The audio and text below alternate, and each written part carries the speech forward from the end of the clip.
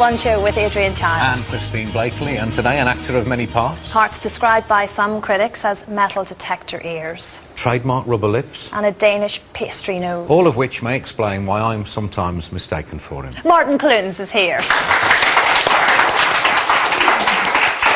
I don't agree with any of that. Oh, thanks. Those are just the recent ones. How's life, Martin? You all right? It's grand, thank you very much, yeah. Just take you back a bit to your early modelling career. We go back to 1983, a Gilbert and George work. Can you spot yourself in there? Yes. Second row up on the left. Yeah. Let's have a look. Yeah. Oh! Cheer up, for heaven's sake. How much? It's probably worth about £20 trillion now, that piece of art. How much did you get paid for your modelling? 15 quid. They were absolutely charming. Really? Yeah, really. Well, not charming enough to give you a cut of whatever it sold on. Oh, that was a long time ago. No. Yeah. Listen, we look forward to speaking to your new series. Excellent work going around looking at the islands around Britain. Yeah, we also have with us today a long-time co-star of Martin's, Leslie Ash. So, Leslie, do you feel the same as Sarah there? Do you wish you'd never gone near it? Yeah, sorry, I keep thinking he's going to make me laugh. No, absolutely. I think if I had have known then what I know now, then obviously I would have steered clear of it. But there's two different things. I mean, there's permanent filler, and there's obviously sort of one that your body will just get rid of. It's hyaluronic acid. So what people really need to find out is exactly what's being injected into their face. There's no starker illustration of the lack of regulation and the fact that in the United States there are only 8 fillers actually approved. Here there are 160 available. Yeah. It's just unbelievable. It's so unregulated, it's unbelievable. Everything's regulated. Why not that? Well, because I suppose it's the manufacturers just sort of flooded this country, in fact Europe, and you know, the US actually sort of, they try it out here first, and then it's okayed over there. But to be, you know, it's a CE stamp, which is what you give a washing machine or a teddy bear. I mean, it's just too unregulated. But also, I think the magazines and newspapers have a lot of culpability because they take a few shillings in advertising. If you look at the back of any woman's magazine, it's wall-to-wall cosmetic surgery, isn't it? Yeah. And then images of perfect women within who's never been near a scalpel in there, yeah.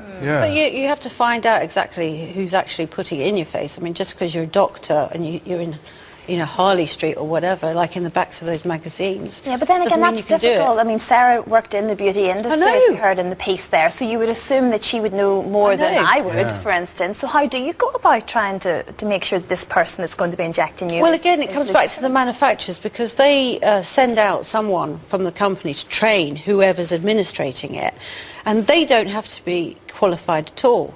They just you know, have to know how to do it, you know, to train them how to use it.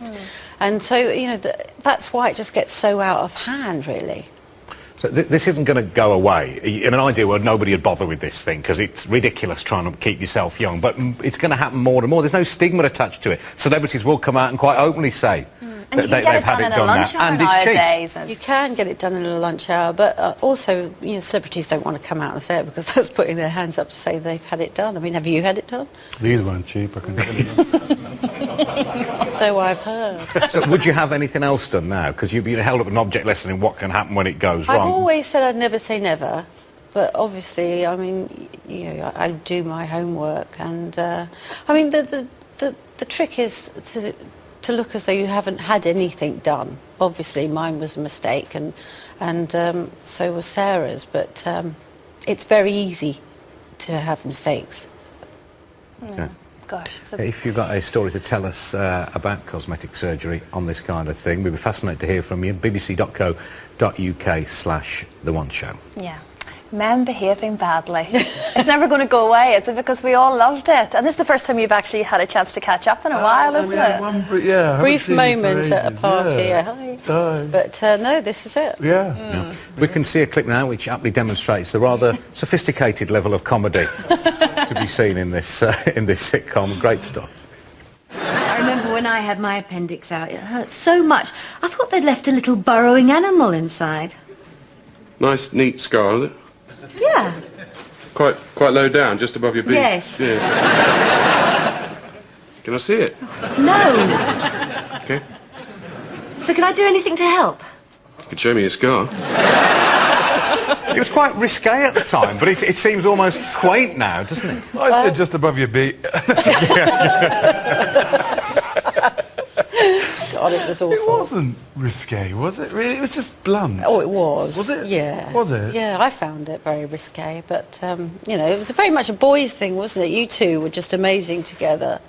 Yeah, but it wouldn't have worked had we not come up against you two. Do you know what I mean? It would never have worked with just the two of us. It wouldn't have been funny at all because you two always won, and I think that was what Needed the female that was absolutely. You know that where he opened the door there. That was the place where he always used to.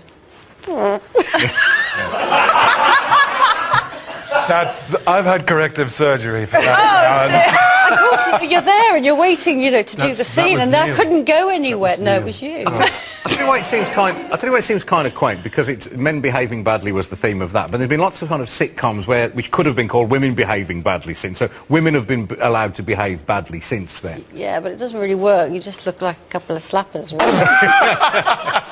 Well, you had a couple of great male slappers to work with. Yeah, you did. No, I think it should come back. Yes, with the original cast as well. If Red Dwarf can do it, you guys can do it. That's all. I don't think the others have aged that well.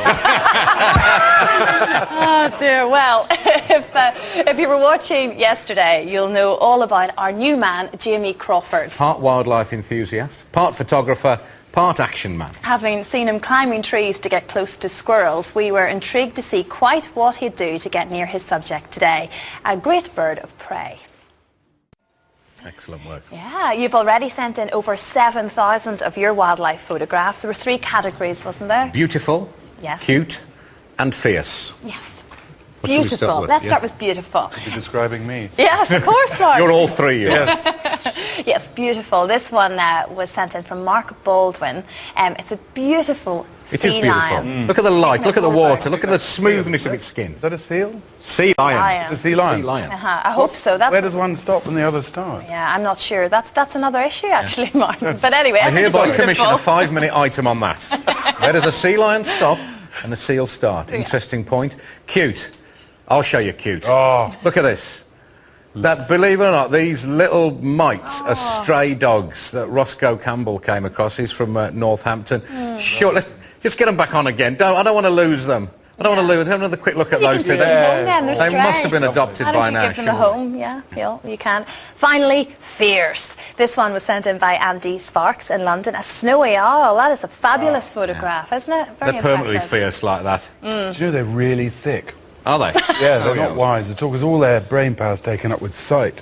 Apparently they're the dimmest birds around, owls. Okay. Thanks, Martin. He knows everything. We'll finish with a clear winner this week. That's from Hannah Maloney. That's Carlos the cat, who's not so much fierce as possessed. Right, Carlos the jackal. Never mind Carlos the cat. I hope there's flash involved in that photograph, or he's going to have to be exercised, old Carlos. No. Excellent work, though. Thanks for all those. Thank you very Love much. Poppy. Yeah. Keep sending them in, of course, and we love seeing your photographs. bbc.co.uk/The One Show. There's a great gallery on there, so have a look.